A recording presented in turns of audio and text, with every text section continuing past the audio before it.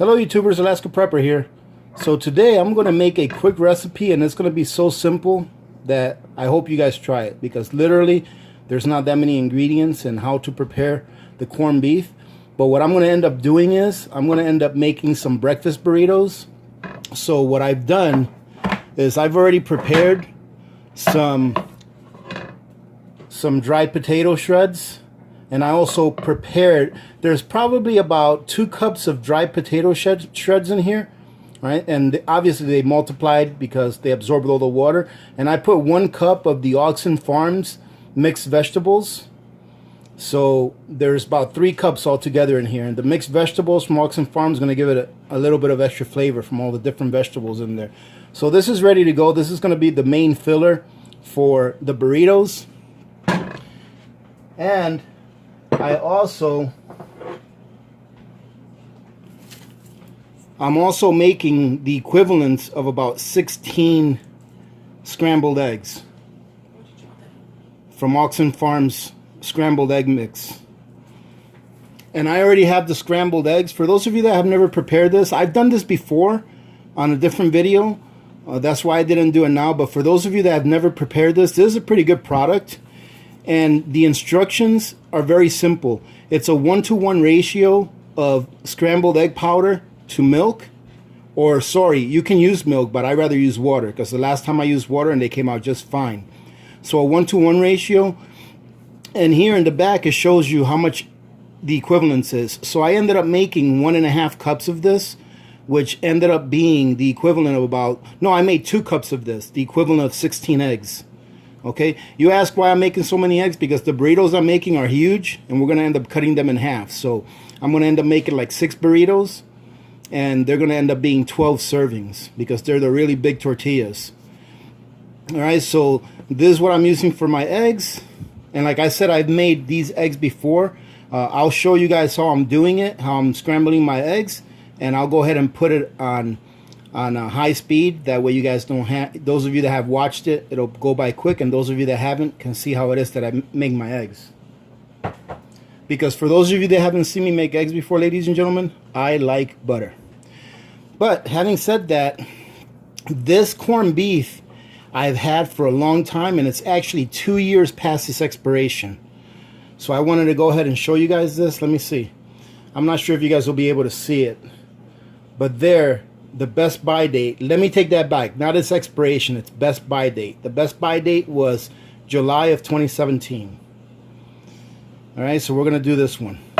Now, let me start off really quick, ladies and gentlemen. First of all, thank you very much for joining in today. Hopefully we're having a good time in the chat today. And secondly, after I do my corned beef and burritos, I'm going to go ahead and attach a quick video of me doing some chores that I need to get done before winter. So if you want to stick around for that, you can. All right, so I put those towards the end of my videos. That way I can get the main topic out of the way. And for those of you that want to stick around and watch a little bit of what AP does to get ready for winter, by all means, enjoy. All right, so let's go ahead and open this up, and I'm going to show you what it looks like. But before we open it up, all we're going to need for this recipe, ladies and gentlemen, is just some olive oil and about the equivalent of a medium onion chopped up. Okay, that's what we're going to need. So let's go ahead and open this up. All right, let's go ahead and open this up and see what it looks like. First of all, ladies and gentlemen, just to let you know, it hasn't really broken the seal yet, but even though this can is 2 years past its best buy date, I did check the outside. There's no dents and there's no bulging, and it still does have a seal.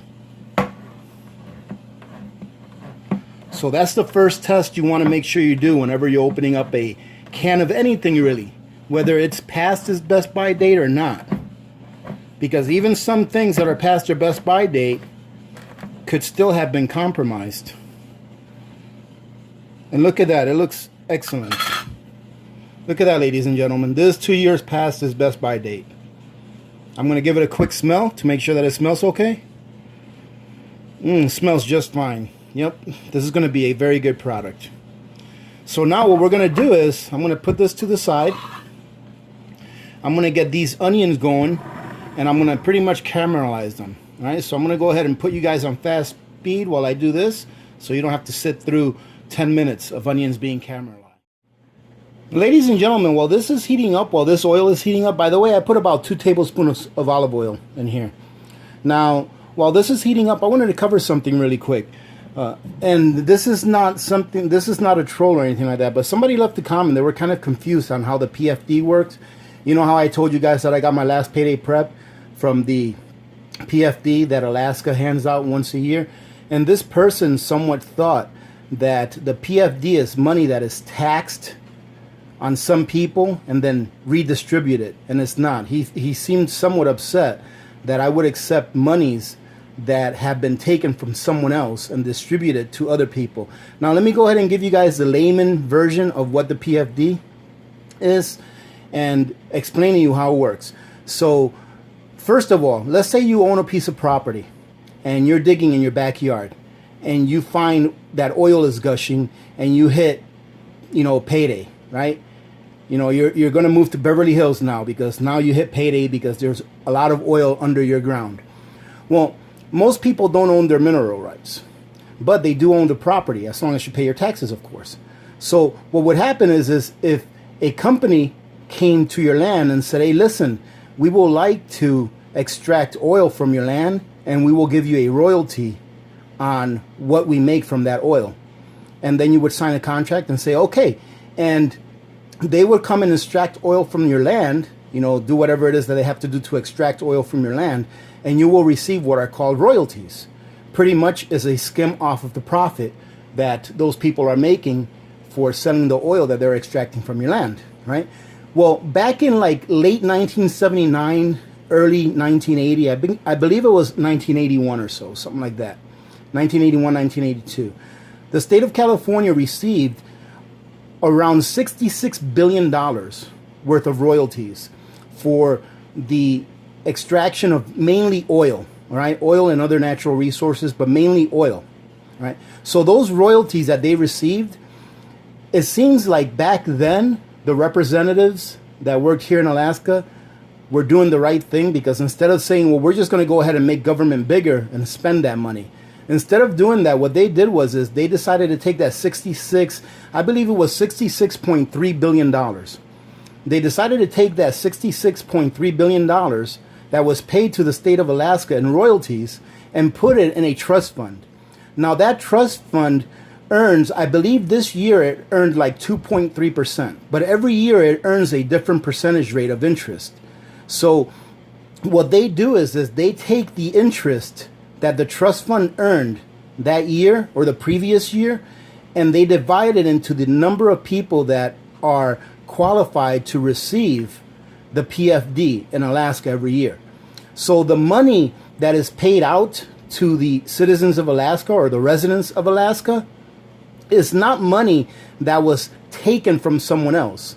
It is money that was derived from the interest of the trust fund that was made by receiving royalties for all of the oil that was sold back in I believe it was 79, 80, one of those years, right? So that's where those monies come from, right? So I hope that a lot of people can understand the way I put it, because I've seen some people compare the PFD in Alaska to like universal basic income, and that's not what it is. Universal basic income, the proposal for that is to tax someone to get that money and then take that money and redistribute it to the people. The Alaska PFD is nothing close to that. The Alaska PFD are the interest earnings for the money that was placed in a trust back in 1980 or so. All right, and then they take those interest earnings and distribute it among the people. All right, ladies and gentlemen, so I hope that you guys can understand that a little bit better in case any of you had any questions on that.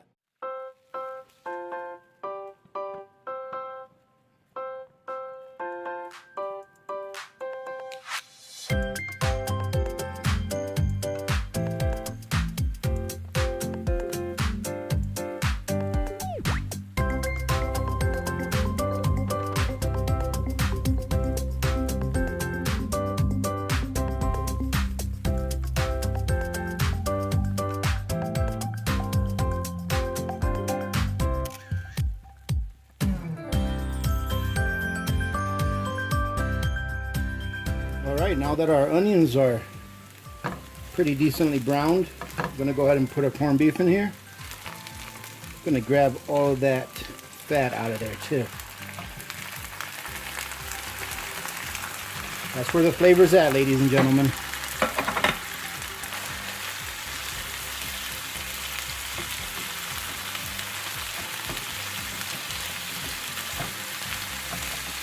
Now, ladies and gentlemen, some of you may be saying, man, that's not going to be enough corned beef to make like 6 big burritos. But corned beef, for those of you that may not have had it before, especially this one that comes out of a can, I can tell you, it's very flavorful and a little bit goes a long way. So I believe that a serving size of corned beef is like 2 ounces. And although even, obviously you can eat more than 2 ounces if you like, but it's got a lot of flavor packed into it. So you don't really need a lot of meat to go into each burrito. But you will, of course, put in whatever meat you want. And all we're doing here, ladies and gentlemen, pretty much is just warming it up. Because this corned beef, obviously, is already cooked inside that can. So let me go ahead and turn this off. So I'm going to go ahead and grab a bowl.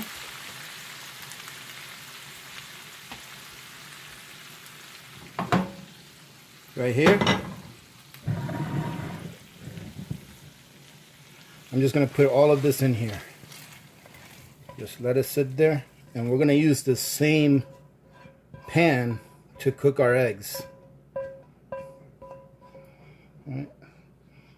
So I'm going to grab this. I'm going to put it up. I'm cooking the equivalents of 16 eggs. I'm going to use an entire quarter pound of butter. So for those of you that don't know this and you're going to be saying, wow, that's a lot of butter. Well, there's 8 servings of butter in a quarter pound. So if we're making 6 burritos that we're going to cut in half, we're having less than 1 serving of butter per serving of burrito. Okay? So it's not like this is all going to be eaten in one shot. But this does help these eggs come out really, really good. Now, I've already taken the eggs. I'm not sure if I already showed you guys the eggs. But I've already taken the eggs and reconstituted them and whisked them together. And they're nice and silky. So these eggs are going to be going in there here in a second.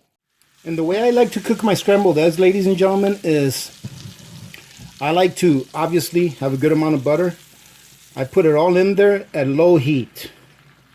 I put the whole thing in there. And it's going to be on low heat the whole time. But you're going to have to work. Uh-oh. Look at that. Made a mess. You know what, ladies and gentlemen? I'm not even going to edit that out of here. Look at that. So let me go ahead and put this in the sink. Alright, we're back, ladies and gentlemen. Mess cleaned up. So what I do is I just leave it on low heat. And I just keep pushing everything to the center. Probably takes about 5 or 6 minutes to get it all cooked this way.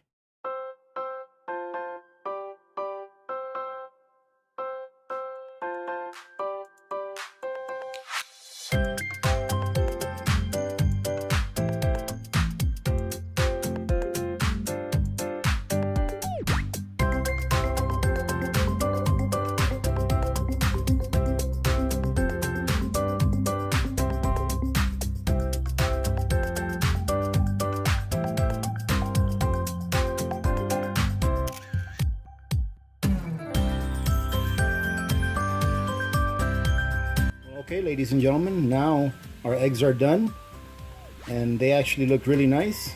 Got a couple little, not really burn marks, but just cook marks on these.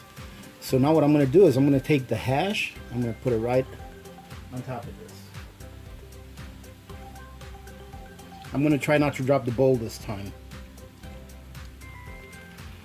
And I'm going to give that hash a taste just on its own, so you guys know what it's like. I'm going to reuse this bowl too, so. Let's see.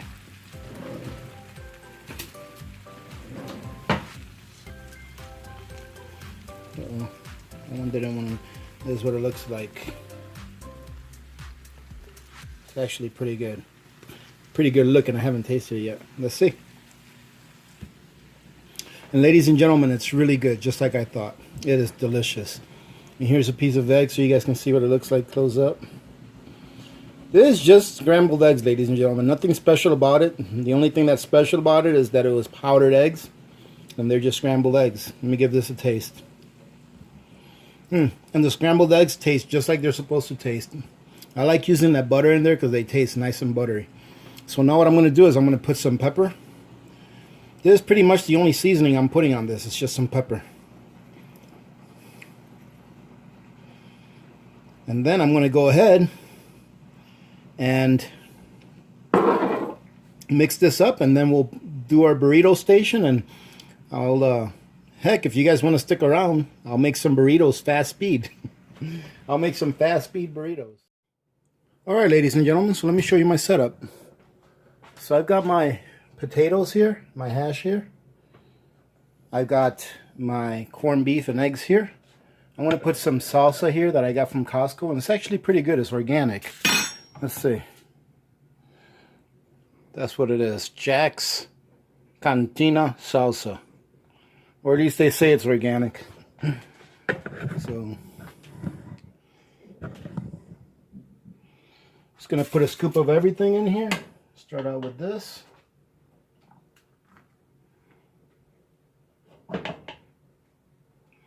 Couple of scoops of this. Couple of nice scoops of this.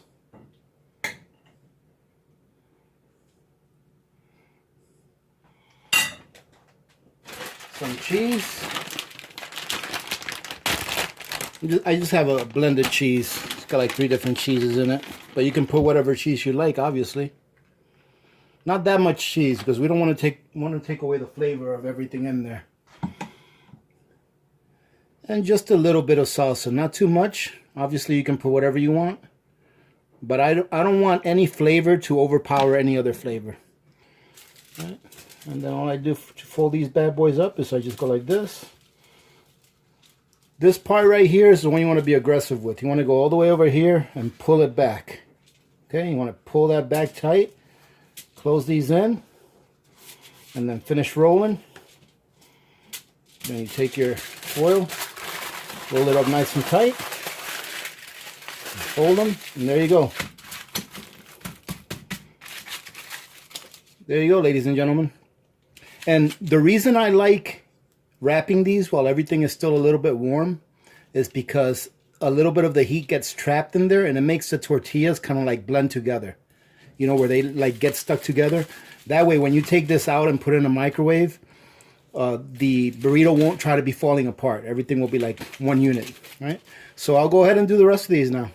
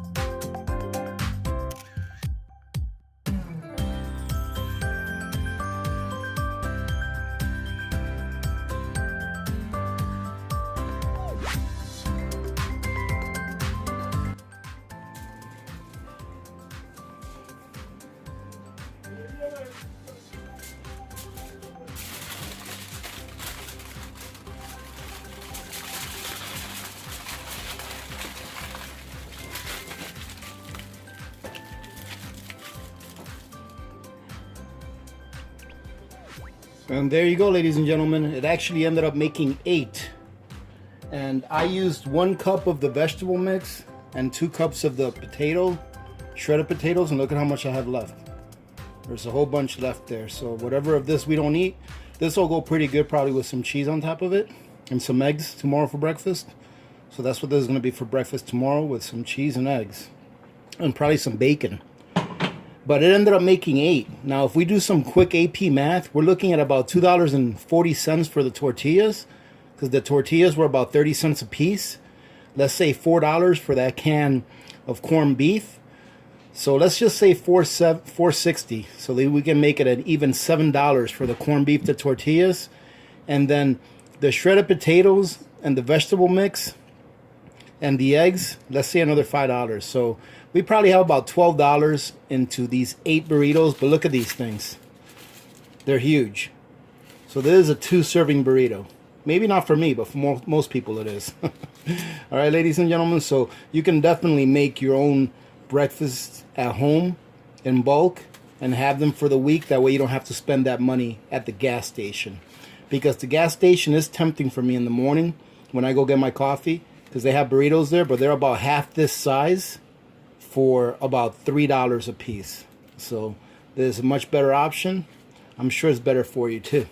So, ladies and gentlemen, that's going to be it. Thank you very much for joining in today. I hope you guys had a good time today. It's nice seeing all of you here. Thank you for joining in today and being part of this live chat premiere. Having said that, I'm going to go ahead and take off now, because I have to start making some dinner for some friends that we have coming over tonight. So having said that, remember to be good to each other. When good people do good things happen. Remember to reach one, teach one, and repeat. If we all did this, the world would be a better place, and you know that it will be a better place. Many blessings to all of you and your families. This is Alaska Prepper, and I'm all right, ladies and gentlemen. So I hope you guys enjoyed that very simple recipe for the corned beef hash. And now, for those of you that are still here, I thought I'd bring you along and do a couple of minor chores that I have to get done.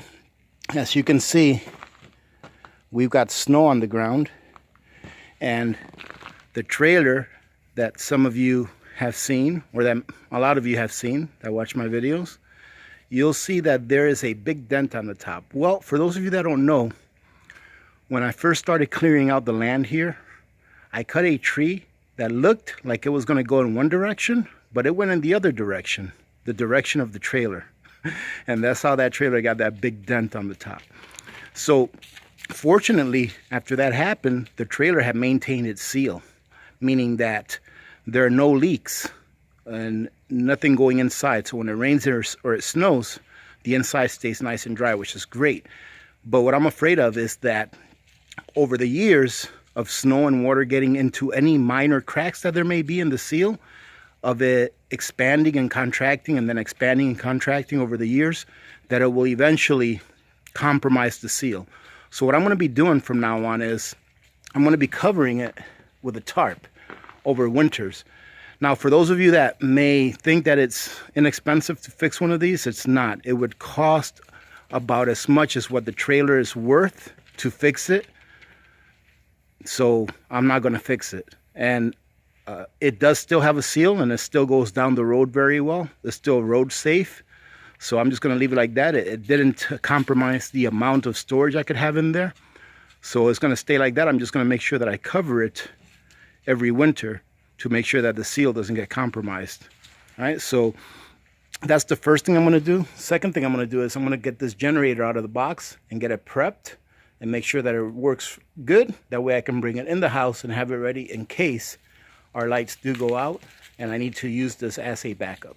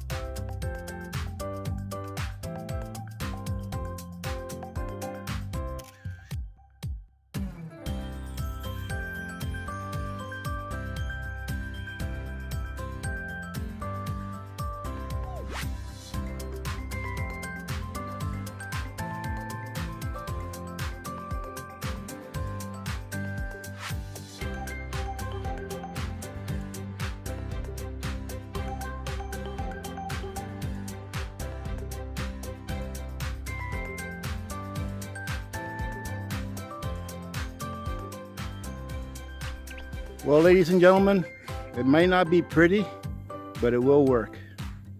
Now, some of you may be asking yourselves, where's Victor? Well, Victor's sleeping.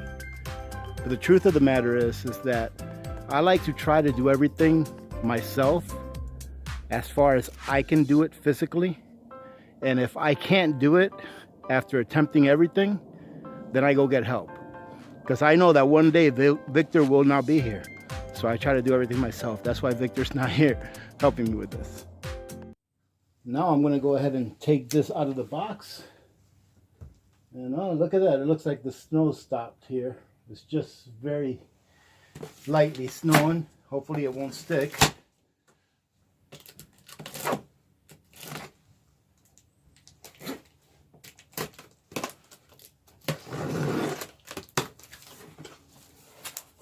I made sure to keep the receipt because in case you guys didn't know, anyone that has a Costco membership,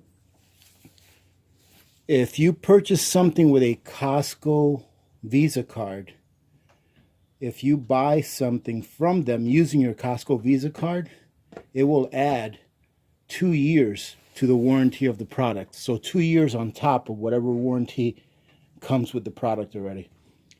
So I do believe that this came with a 3-year warranty, which means that I'm going to get 5 years of warranty for this generator. And I believe their policy states that as long as the warranty period doesn't surpass 7 years, or 7 years is the max warranty you can get. So it's a pretty good deal.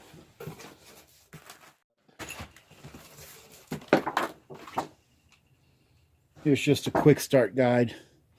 Pretty much all we're going to have to do today is just put in some oil and some fuel and start it up to make sure that it's going to work for us if we need it. Manual.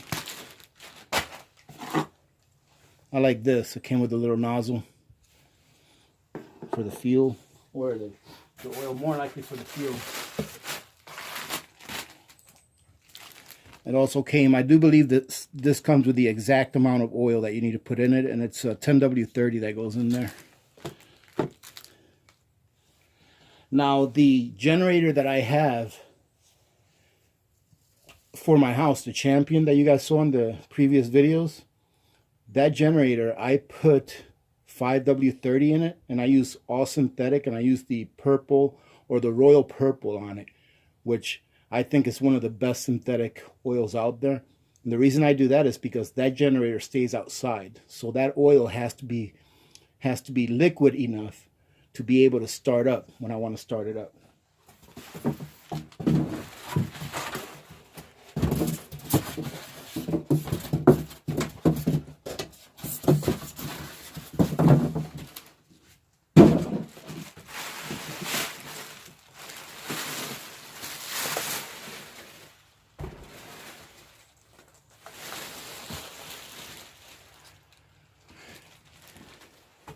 So what we need to do now, ladies and gentlemen, is I need to remove this panel right here. That's where the oil is going to go. So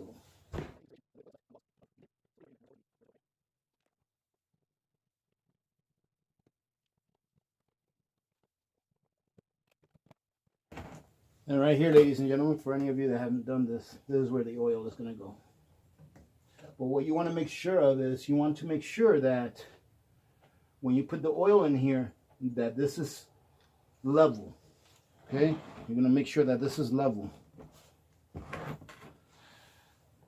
Because the oil should not surpass this point. There shouldn't be any oil leaking out.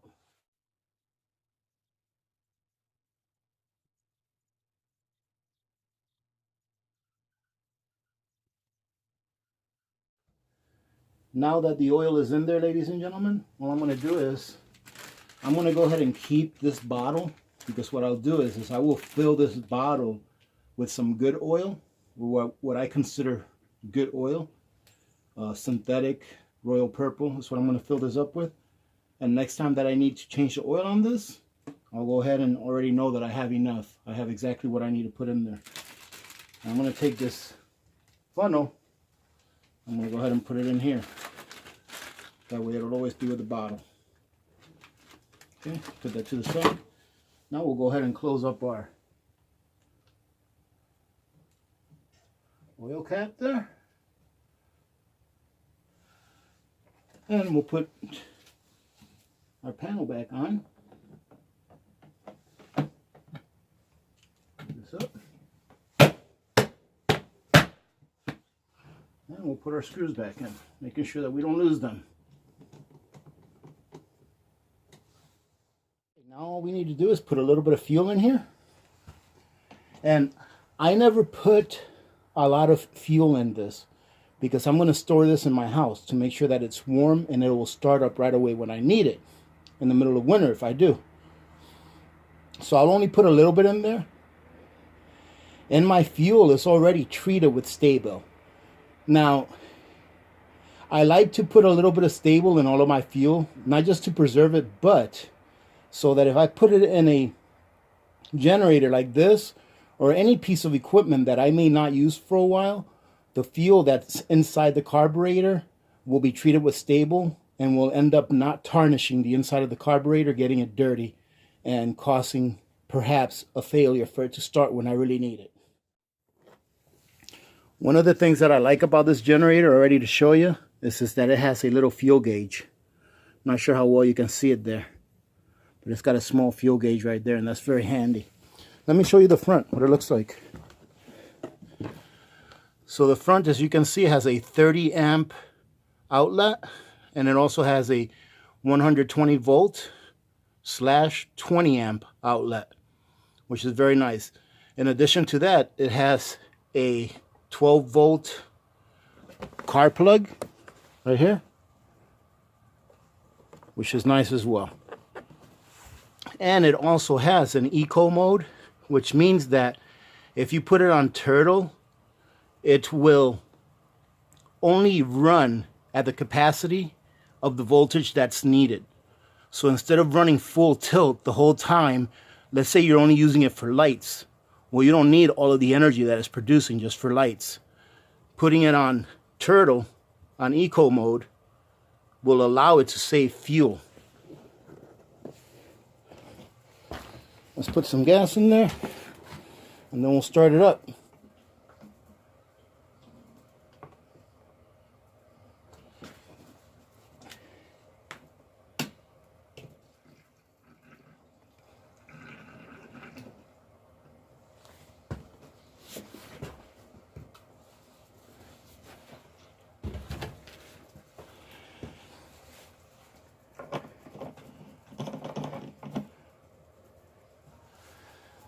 So I put about a half a gallon of gas in there. That should be fine.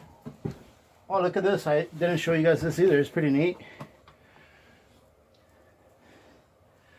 This gives you really easy access to the spark plug. Very nice.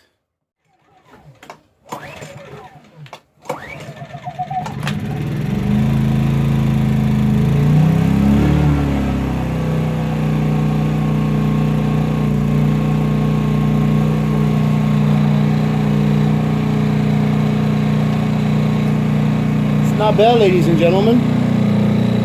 So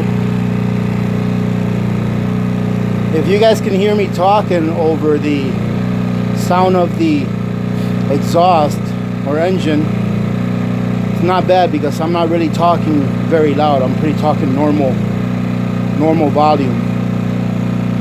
So it works very nice.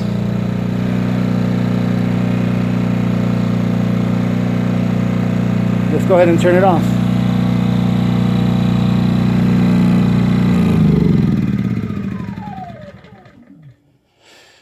And another thing that this has that I think is pretty neat, it's got a vent in the fuel cap. So when you're done using it, you can turn it off. That way your fuel is sealed in there and there's no outside air getting in there. All right, ladies and gentlemen, so that's going to be it. I hope you enjoyed this. Just a little part of my day, getting some of the things ready that I need to get ready for winter. And because it's here, looks like it's going to be a pretty day today. I think the snow is supposed to stop and then it's supposed to be a sunny day. But hopefully it'll be a nice day. Hopefully this snow that's fallen won't stick. And give us, we hope that Mother Nature gives us at least another week, because I've got my tire change on my truck scheduled for next Saturday. So I'm going to get studded tires put on my truck. So having said that, ladies and gentlemen, again, thank you very much for joining in. I hope you all had a good time chatting away with each other. Remember to be good to each other. When good people do good things happen. Remember to reach one, teach one, and repeat. If we all did this, the world would be a better place. And you know that it will be a better place. Many blessings to all of you and your families. This is Alaska Prepper, and I am out.